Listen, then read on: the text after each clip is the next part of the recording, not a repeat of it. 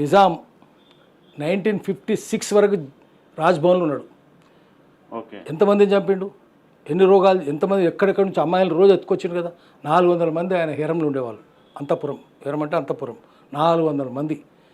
నలుగురినే పెళ్లి చేసుకోవాలి ఇస్లాం ప్రకారం, అంతే కదా. మొదటి భార్య, తర్వాత ఇంకా 3. 100 మందికి నిఖా అయింది, అది తప్పది. పైసలు ఇచ్చి లంచాలు ఇచ్చి కాజీలకు చేయించుకున్నాడు. ఆ తర్వాత 300 మంది ఎత్తుకొచ్చుకున్నాడు. వాళ్ళందరినీ అనుభవిస్తూ పోయిండు. తక్కిన నవాబులు కూడా అదే చేసినారు. అందరు నవాబులు అదే చేసినారు. దొరలు అదే చేసినారు. విష్ణు రామచంద్రుడు అదే చేసిండు, జనారెడ్డి ప్రతాప్ రెడ్డి అదే చేసిండ్రు. అందరు దొరలు అదే చేసిండ్రు. నిజాం ఏజెంట్లు కదా. British agent Nizam. 560 మంది సంస్థానాలు ఉంటే అందరూ బ్రిటిష్ తొత్తులే, అందరు సామంతులే తప్ప ఎవడు స్వతంత్రుడు కాదు. నిజాం కూడా వాడు ఎట్లా చెప్తే అట్లా, హైదరాబాద్లో క్రిక్ ప్యాట్రిక్ ఎట్లా చెప్తే అట్లా, డాసన్ ఎట్లా చెప్తే అట్లా.